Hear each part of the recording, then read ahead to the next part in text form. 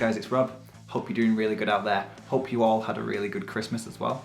So, earlier in the year, I posted a video with what I believe to be one of the more trickier acdc riffs to play, which is the Angus part to Stiff Upper Lip. There are some songs that I've got some slightly harder and more challenging parts which kind of go under the radar a little bit.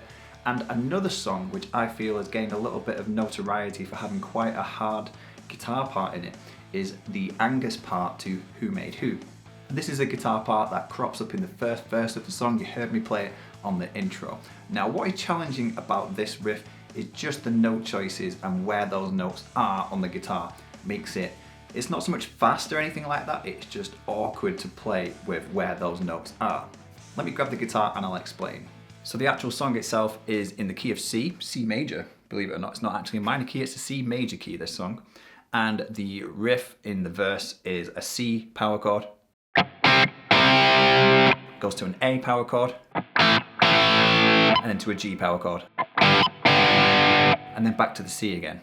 And that's the main part of the tune. And the lead guitar part, which I played on the intro, and the entire focus of this video, follows those chords with its root notes of where it plays the little pattern. So let's quickly look at that lead guitar part that goes over the top. Let's look at the notes, let's look at the placement of those notes, and then I've got a little hunch. This is the entire focus of this video. I've got a hunch on how that lead was actually played, which isn't how most people play it. And we'll get to that in a little bit. So first, let's look at the lead. It's basically this sort of thing. I'm going to play it quite slow now.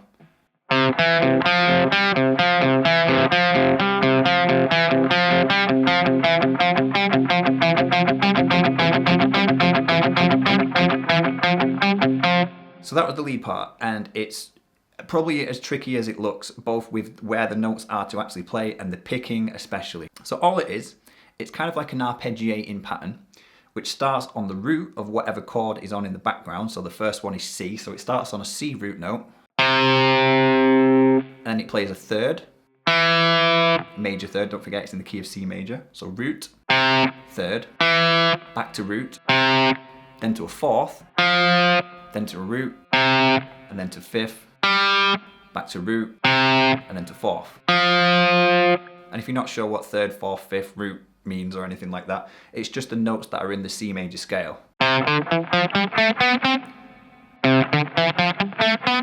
So the root is the first note, we've got the third note, fourth, and fifth. And it alternates between the third, fourth, and fifth with the root note in between each one of them like this.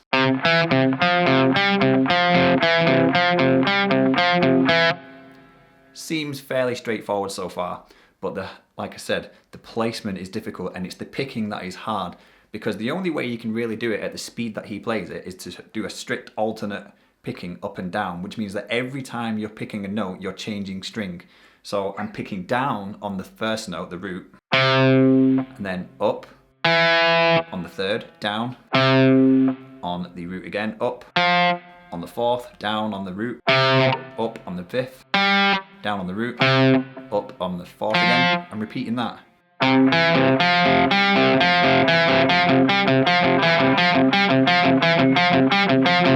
And I'm having to mute it a little bit with my right hand, otherwise it's going to sound too messy, it's going to sound too conflicting, and you're going to get this sort of sound.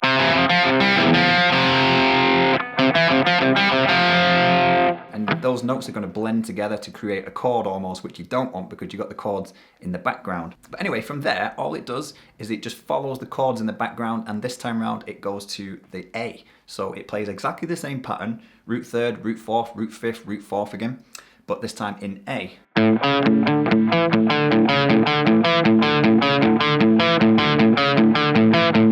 And the same thing again in G. And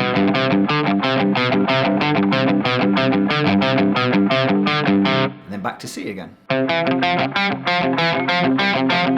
See, I'm even struggling to play this slow because it's just an awkward thing to do.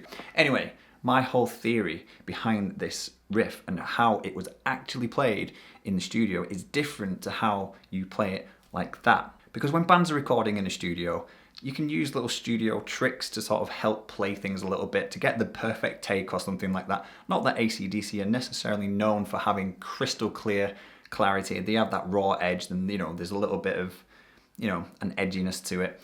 But I still imagine in this case they will have wanted to get this guitar part nailed, and the best way to do that, in my opinion, and this is what I did in the intro, is to tune these top 3 strings differently and play each part of that little riff on a separate string, just one string at a time. So as I said, the first root note is C. Well, if we take our D string and tune that down a tone to a C, so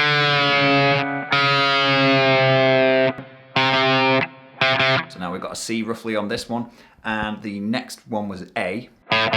We've got an A string already, and the next one, this is a kind of strange one, is to tune the low string up to a G, which is the 3rd chord in this little pattern. So let's tune that up to a G note now.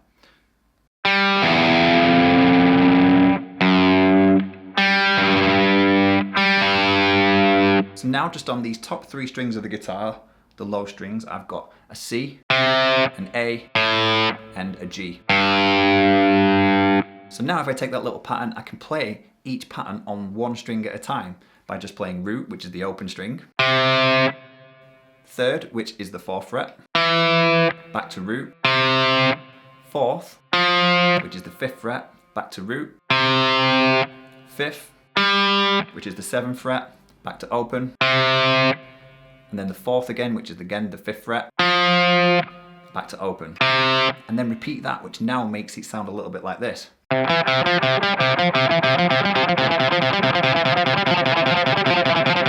Which is a lot easier to speed up, and your alternate picking is just on one string.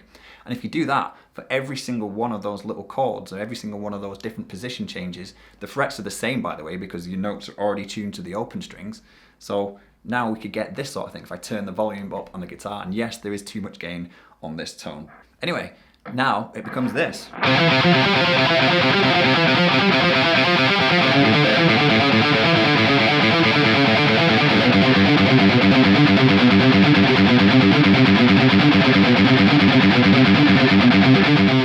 That sounded way better, in my opinion. It sounded a lot clearer. You could hear every single note. You could hear the picking really well, and the notes didn't bleed together because I was only ever playing one note at a time.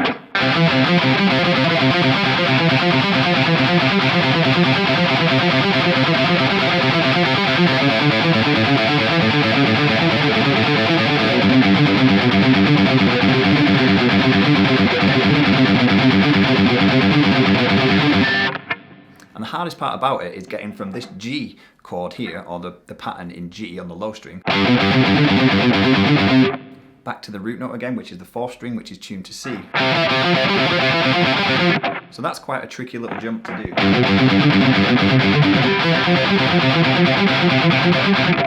That entire thing is easier to play than how I was playing it earlier. I've never seen anybody talk about this before. I've seen people make tutorials on how to play the riff, but nobody seems to play it like that. Everybody seems to play it the first way that I mentioned, which is when your guitar is tuned to standard, which is really, really awkward. It's not impossible, and it does sound like the tune, but to play it that cleanly and well is really difficult in standard tuning, whereas if you tune your strings like this, it makes it so much easier. You can really hear the clarity in the notes, and when you actually hear the actual song, I know it's kind of buried in the mix, you know, in between the drumming, the bass, the rhythm guitar, and the vocals. It's there underneath it. It definitely sounds to my ears like it was played like this because of the clarity of the notes. I really strongly believe, you know, and again, I don't know for sure. If anybody knows, by the way, leave me a comment, let me know. But I really don't believe that Angus played it in standard tuning. I believe he tuned his strings like this just for that lead guitar part.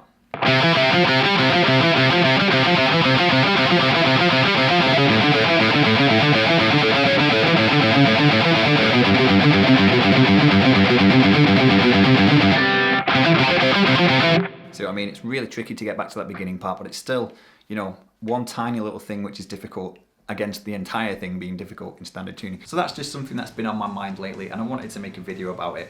I'd love to get your opinion on the matter. This might divide people a little bit. If you think I'm absolutely full of rubbish and this is not what they did, leave me a comment and let me know. But if you also agree with me, leave me a comment and let me know. Or if you know how they actually did it, again, leave me a comment, let me know. I want to get to the bottom of this, but this is just my opinion, just from listening to it, just how the riff sounds in the song as opposed to the live version that we've heard.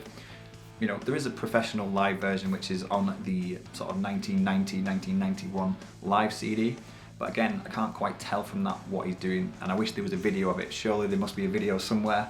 If anybody knows a good quality video, comment. So once again, hope you enjoyed this video. If you did, then please leave a like, leave a comment, subscribe to my channel if you're new here, if you haven't already, and hopefully I'll see you in my next video. Have a really good new year.